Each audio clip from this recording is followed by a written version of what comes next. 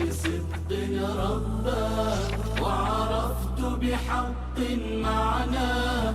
كم مر العمر ولا أدري بحياتي ما معنى الله. أدركت الآن معانيها، أسماء حسنى لعلا، وتنور قلبي بصفات أوصاف ليست لسواه.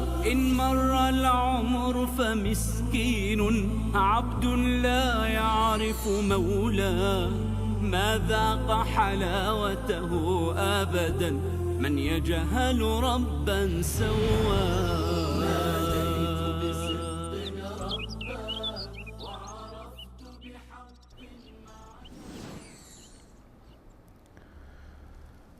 الحمد لله رب العالمين والعاقبة للمتقين، والصلاة والسلام على نبينا محمد وعلى آله و صحبه اجمعین.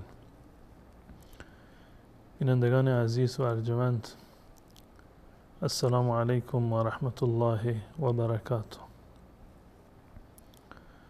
در خدمت شما هستم با بیان صفتی دیگر از صفات پروردگار عالم و نامه هایی که دلالت بر این صفت می کنند. یکی از معروفترین صفات الله متعال صفت علو و برتری هست. عالی مقام و عالی مکان و عالی قدر و منزلت هست و نامه های متعددی در قرآن کریم برای الله متعال به کار برده شده که دلالت بر این صفت علو و برتری می کند. مانند اسم العلی، الاعلی، المتعال. 3 اسم هستند با یک محتوا. و وقتی که یک معنی چندین اسم داشته باشه، چندین کاربرد داشته باشه، چندین کلمه باشند که بر این محتوا و بر این معنی دلالت می کنند، دلالت بر وسعت می کند. وقتی که در قرآن کریم از صفت علو الله متعال به العلی، الاعلی، المتعال به کار برده شده این کلمات و با این کلمات یاد شده، یعنی این که علو الله متعال بسیار والا و عالی و بی‌نظیر هست. در قرآن کریم آیات متعددی هستند که این نام مبارک الله متعال العلی و الاعلی و المتعال رو در بر گرفتند. به طور مثال الله متعال می فرماید و هو العلی العظیم، و این نام مبارک العلی تقریبا در 8 جا در قرآن کریم ذکر شده. و ان الله هو العلی الکبیر در سوره حج. الله متعال والا هست، برتر هست، بلند هست. الله متعال العلی العظیم، بسیار عالی و متعالی و بزرگ هست. و نام دیگر الاعلی، مانند سوره اعلا که الله متعال می فرماید سبح اسم ربک الاعلی. این الاعلی هم نام پروردگار هست. عالم الغیب و الشهادة الکبیر المتعال، المتعال، که باز هم دلالت بر علو الله متعال می کند. این نامه ها العلی، الاعلی، المتعال از نظر لغوی به معنی برتری هست، عالی بودن، بلند بودن، والا بودن، از یک چیزی بالاتر و برتر بودن، به گونه ای که کسی دیگر به آن مقام نرسد. و الله متعال این سمو و ارتفاع دارد، عالی هست، بلند مقام هست. این معنی اسم العلی و الاعلا و المتعالی هست، یعنی برتر و والاتر هست، فراتر هست از الله متعال. و این برتری و علو الله متعال جنبه های متعددی رو دارد. یعنی این که الله متعال هم از نظر ذات و هم از نظر صفات و هم از نظر اعمال بسیار عالی و متعالی و بلند مرتبه هست. هیچ انسانی در هیچ یکی از این زمینه ها به الله متعال نمی رسد. یکی از معروفترین معانی علو الله متعال علو ذات و علو مکان و جایگاه است.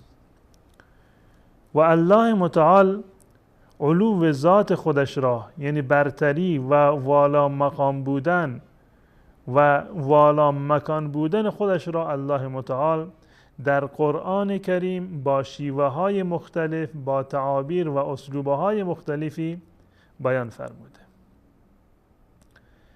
معروفترین این تعابیر استوا هست. قبلا خدمت شما عرض کردم که عرش سقف مخلوقات هست، یعنی زمین و آسمانها و تمام موجودات در دایره‌ای هستند به نام عرش الهی و عرش الهی سقف مخلوقات هست. یعنی بعد از عرش الهی مخلوقی دیگر وجود ندارد. تمامی آفریدگان و مخلوقات الله متعال در دایره عرش الهی هستند و الله متعال فراتر از عرش و بر روی عرش هست. این تعبیر رو الله متعال در آیات متعددی همان گونه که عرض کردم با گونه ها و اسلوب بیان متفاوتی الله متعال این مطلب رو بیان فرمودند. معروف ترینش این است که الله متعال می‌فرماید الرحمن علی العرش استوى. الله متعال بر روی عرش مستوی هست، مستقر هست. مکان الله متعال با آنکه نیازی به مکان ندارد و مکان الله متعال را و استوای الله متعال را نمیتوان مثل مخلوقات و اجسام تصور کرد، فراتر از حدس و گمان ما هست. اما الله متعال در آیات متعددی و با گونه‌های متعددی به ما اعلام فرموده است که الرحمن علی العرش استوى. رحمان بر روی عرش هست. از امام مالک رحمت الله علیه سوال کردند که استوا یعنی چی؟ این که الله بر روی عرش هست یعنی چی؟ با چه کیفیتی؟ حضرت امام مالک رحمت الله علیه فرمودند که الاستواء معلوم والکیف مجهول والسؤال عنه بدعه. فرمودند که استوا معلوم هست. معنی استوا یعنی قرار گرفتن، استقرار پیدا کردن، یک جای مستقر شدن هست. این معنی لغویش هست. والکیف مجهول، اما کیفیتش برای ما مجهول هست که استوای الله متعال، استقرار الله متعال به چه گونه هست والله اعلم. چون که الله متعال در این زمینه چیزی رو برای ما بیان نفرموده، ما نمیتوانیم که از طرف خودمان یک شکل و هیئت و کیفیتی را برای صفت استوای الله متعال بیان بکنیم. و سؤال عنه بدعه، و این که وارد این جزئیات شدن، دنبال کیفیت گشتن، دنبال چگونگی ذات و صفات الله گشتن، اینها همشون بدعت هست. یعنی فراتر از علم ما هست. چیزی را که الله متعال در قرآن بیان فرموده ما به آن ایمان داریم، باور داریم، و چیزی را که بیان نفرموده در مورد ذات و صفات خودش ما به هیچ عنوان الله متعال را بر مخلوقات قیاس نمی کنیم. صفات خوب یا صفات بدی را که از نظر عقلی برای ما خوب و بد هستند، صرفاً از جهت عقل اینها را به الله متعال نسبت نمی دهیم. پس بنابراین الله متعال عالی هست به این معنی که مقامش، جایگاهش و مکانش عالیتر از تمام مخلوقات هست. و در آیات متعددی الله متعال این مطلب رو بیان فرموده. به طور مثال الله متعال در قرآن کریم همین آیاتی رو که هستند که خدمت شما عرض کردم و هو العلی العظیم، یکی از معانی علو عرض کردم که علو مکان هست. الله متعال می‌فرماد انا نحن نزلنا الذکر، ما ذکر را، قرآن را نازل کردیم. یعنی این که از جای بالای نزول به معنی این که یک چیزی از یک مکان بالاتری به یک مکان پایینتری منتقل بشود. الله متعال در مورد قرآن می‌فرماد انا نحن نزلنا الذکر، ما ذکر را و قرآن را نازل کردیم. یعنی این که الله متعال مقامش و مکانش والا هست. از روی عرش و از فراز آسمانها الله متعال قرآن را نازل فرموده. یا به طور مثال در سوره فاطر می‌خوانیم که الله متعال می‌فرماید الیه یصعد الکلم الطیب، کلمه طیب، کلمه زیبای لا اله الا الله، الیه یصعد، به سوی الله متعال بالا می رود. یصعد به معنی صعود، بالا رفتن هست. یعنی این که الله متعال در آسمان ها هست. یا تعابیر دیگر در قرآن کریم می‌خوانیم که الله متعال می‌فرماید در سوره ملک اامنتم من فی السماء ان یخسف بكم الارض، آیا شما ایمن هستید از آن ذاتی که در آسمان هاست؟ و کلمه سما در زبان عربی به معنی علو هست، به معنی بالا هست. آیا آن کسی که در آسمانها و فراتر از آسمانها بر روی عرش هست، شما ایمن هستید، بیم آن را ندارید که او زمین را بشکافد و شما در زمین فرو بروید؟ تمام اینها دلالت بر علو مکانی الله متعال می‌فرمایند. و نکته دیگر این که رسول الله صلی الله علیه و سلم با گفتار خودشون، با اعمال خودشون علو مکانی الله متعال را برای ما به تصویر کشیدند. همین که ما در نماز میگوییم سبحان ربی الاعلی، رب اعلای من، والا و برتر من. یا این که رسول الله صلی الله علیه و سلم در حج خودشون، در حجة الوداع، زمانی که اعتراف گرفتند از اصحاب خودشون که الا هل بلغت، آیا من دین را به شما تبلیغ کردم، احکام الهی را به شما رساندم، رسالت خودم را تمام کردم؟ تمام اصحاب رسول الله صلی الله علیه و سلم فرمودند بله، به نحو اکمل و به وجه احسن به ما رساندیم. رسول الله صلی الله علیه و سلم انگشت سبابهشون رو به طرف آسمان، این انگشت اشاره رو بلند کردند و فرمودند که اللهم اشهد، اللهم اشهد، یعنی با اشاره این تصور رو دادند که الله متعال بالا هست. و ما هم هنگام دعا کردن دستها را به طرف آسمان بلند میکنیم. و یا این که یک کنیزی رو آوردن محضر رسول الله صلی الله علیه و سلم و ایشان از این کنیز پرسیدند که این الله، الله کجاست؟ آن کنیز دستش رو به طرف آسمان بلند کرد و گفت که فی السماء، الله متعال در آسمان هست. رسول الله صلی الله علیه و سلم به صاحب اون کنیز گفتند که این رو آزادش بکن، این مسلمان هست. یعنی این که رسول الله صلی الله علیه و سلم تقریر فرمودند، اثبات فرمودند، بر این قضیه صحه گذاشتند که بله الله متعال در آسمان هست.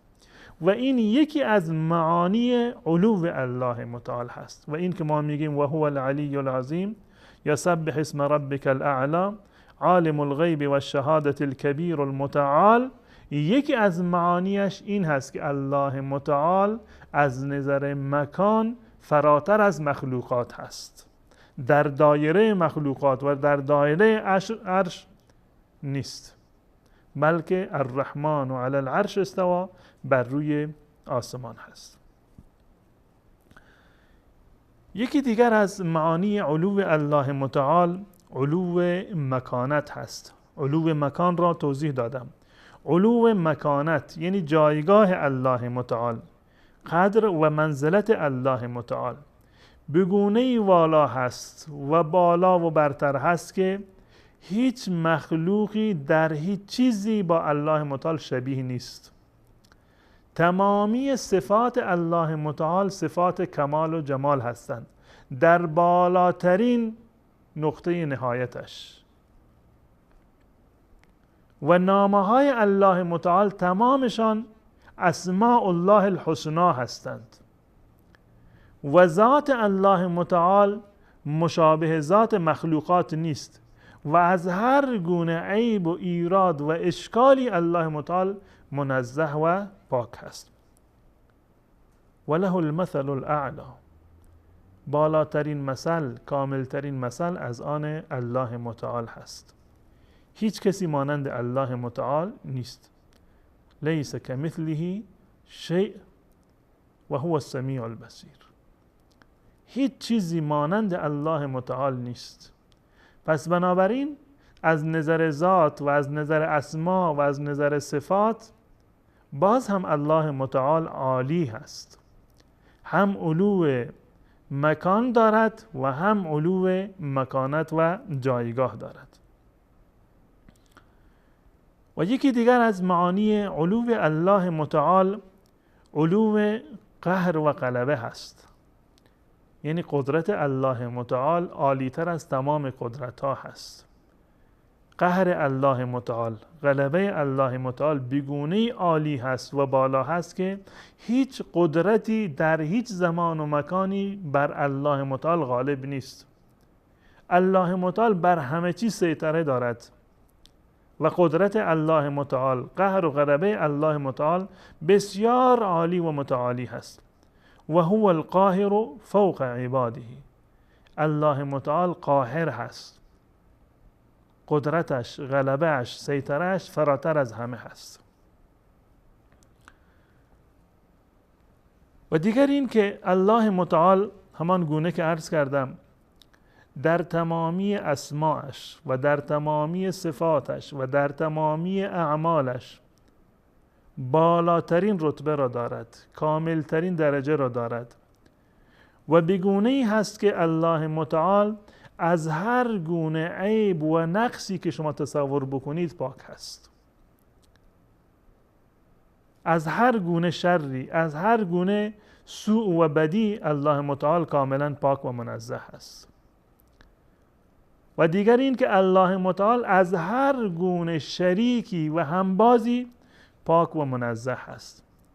به اندازه عالی هست، به اندازه اعلا و علی و متعالی هست که هیچ شریکی متصور نیست برای الله متعال، بلکه الله متعال از شریک هم فراتر و متعالی تر هست.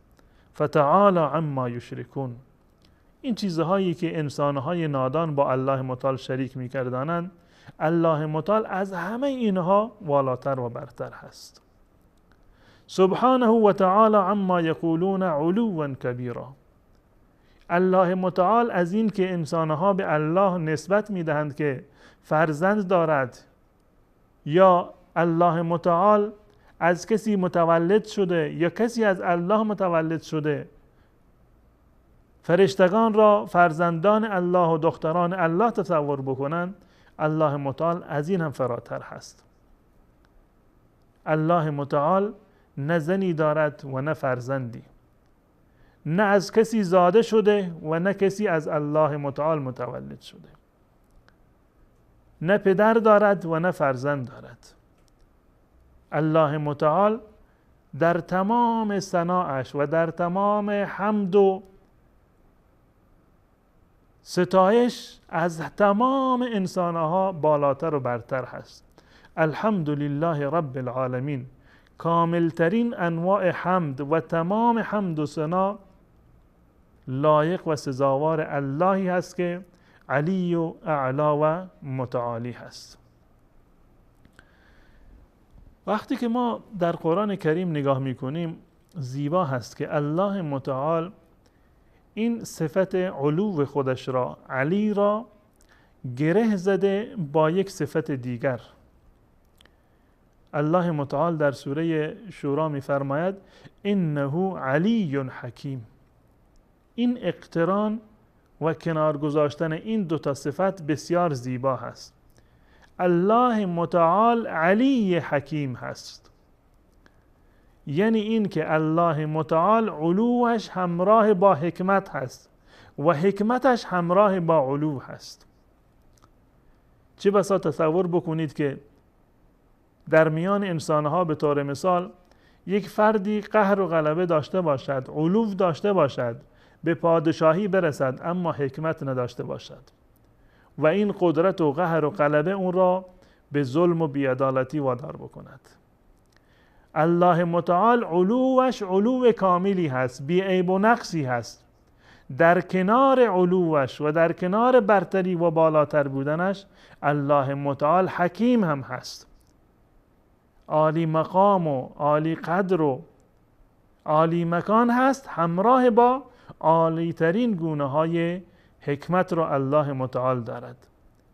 پس بنابراین این دلالت بر کمال الله متعال از هر گونه نقص می کند و جمال و جلال اسماء و صفات الله متعال را در این گزینش و در این چینش ما می بینیم. الله متعال انه علی حکیم، علی هست، بالاتر و برتر هست، غالب و قاهر هست، سیطره دارد، علو مکان و مکانت دارد و در عین حال الله متعال حکیم هست. یعنی صفت علو الله متعال صفت کاملی هست و بدون هیچ گونه عیب و ایراد و نقصی هست.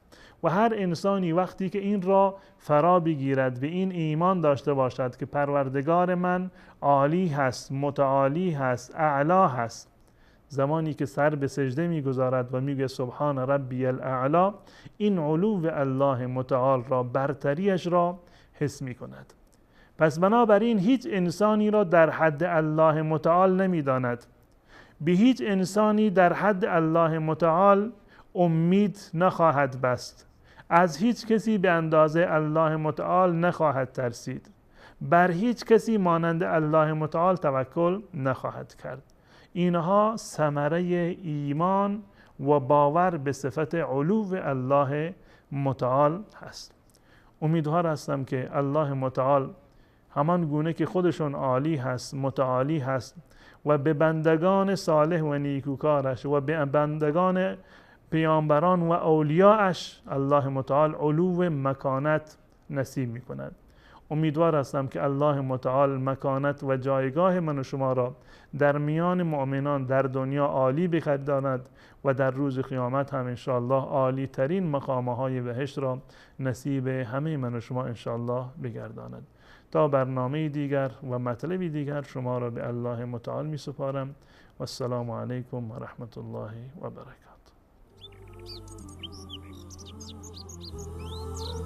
ناديت بصدق ربا وعرفت بحق معناه، كم مر العمر ولا أدري بحياتي ما معنى الله. أدركت الآن معانيها، أسماء حسنى لعلا، وتنور قلبي بصفات أوصاف ليست لسواه. إن مر العمر فمسكين عبد لا يعرف مولاه، ما ذاق حلاوته أبدا من يجهل ربا سواه.